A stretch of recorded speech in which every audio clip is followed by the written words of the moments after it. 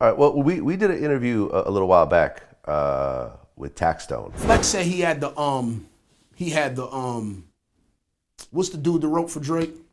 Uh, Quentin. Quentin Miller. He had the Yeah, Quentin Quentin Miller Miller. reference track, Okay. and he was dropping it in the Drake shit or whatever. I knew he didn't have it, so I tweeted Hot 97 out here lying again. How did you know he didn't I have? had some intel. I had Intel. some very close sources Okay. to the whole situation. You know what I mean? So I knew he didn't have it. Well, I mean, allegedly those records, came from DJ Drama. That's who. Yeah. He was recorded at DJ Drama Studio. Yeah, Mean like Streets. DJ Drama's ex went out and Well, said that Drama went and leaked the records to to Meek, and then Drama denied it. And I've known Drama for like 10 years, and I mean, I don't know what happened, but do you have any idea the story behind all that shit? It was just a lot of stories, and that's what they are, they stories. So I can't really say one factual reason or why it happened and shit like that, because it's almost like 4 different stories. Yeah. You know what I mean? So I don't want to just be pumping no false shit out there. You know what I mean? So I'm gonna just say I don't know.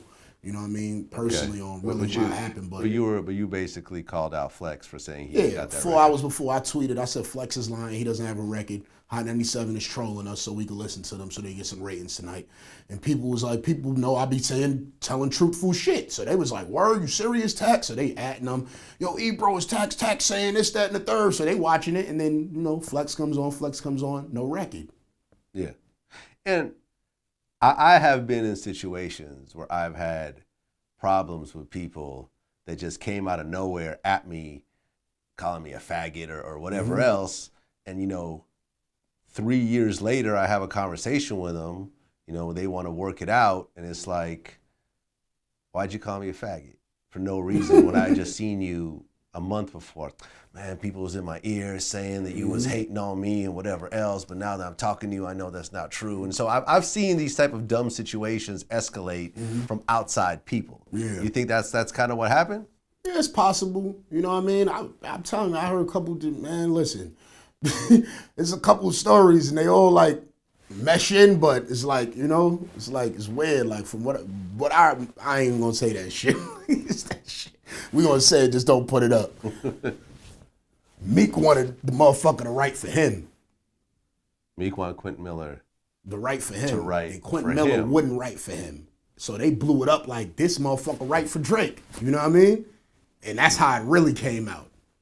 And that's why Dream Chasers beat Quentin Miller up in LA and all that shit. Wait, Quentin Miller got beat up? Yeah, they ain't see yo about that shit. They beat Quentin Miller up in Foot Locker or some shit.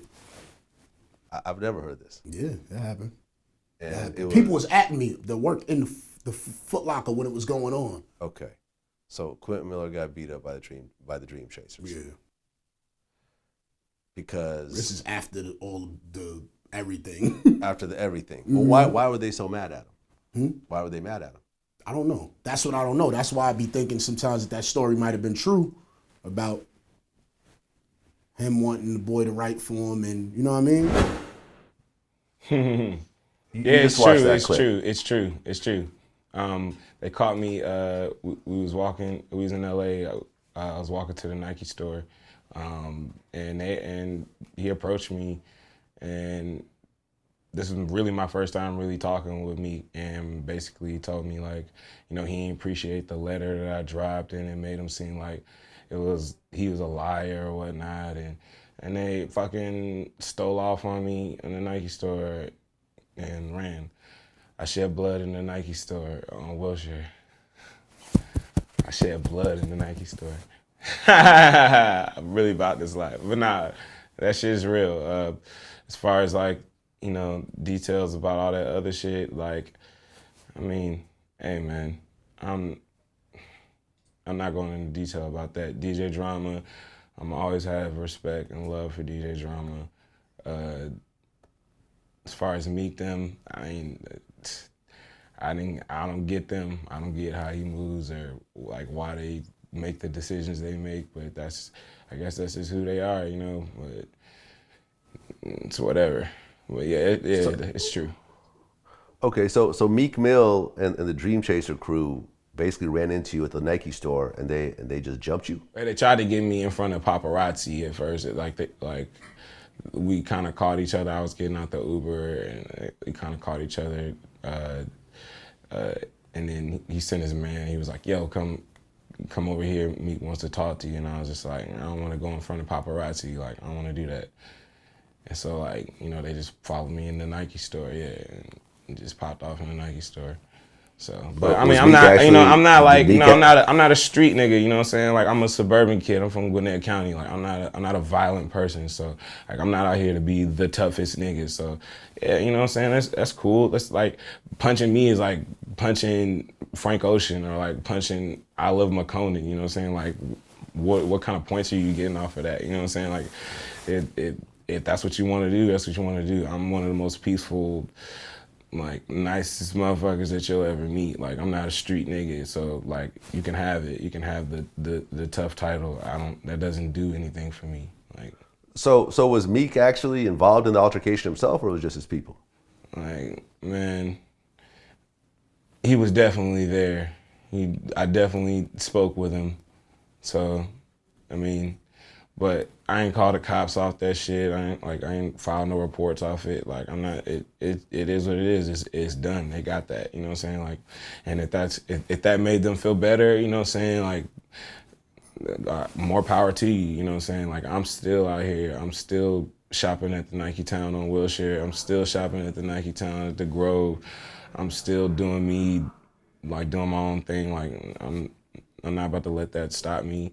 You know, like, I shed blood over. That's what I said. Like, at the end of to turning 26 on Hey Thanks a Lot 3. You know what I'm saying? Like, niggas really shed blood over this rap beef shit, and I ain't even asked to be a part of it. You know what I'm saying? Like, it's true. You know what I'm saying? I ain't asked to be a part of that shit, and I'm the only one that got. And I'm like, what the fuck you hit me for? Like, bruh's in Atlanta. Like, at the time he was in Atlanta with Future. Like, what are you coming up on me for? You know what I'm saying? But it's just like, it's whatever, man. Like, they got it.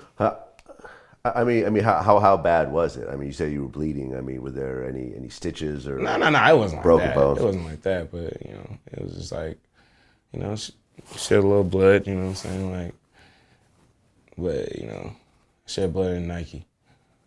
I mean, I'm really prideful about that. Like, I really get to say that. Like, yeah. So you were by yourself, and how many of them dudes were there? It was like one friend. It was one friend with me, but it was kind of like it wasn't like a jump situation. It was more like a steal situation. Like, it was like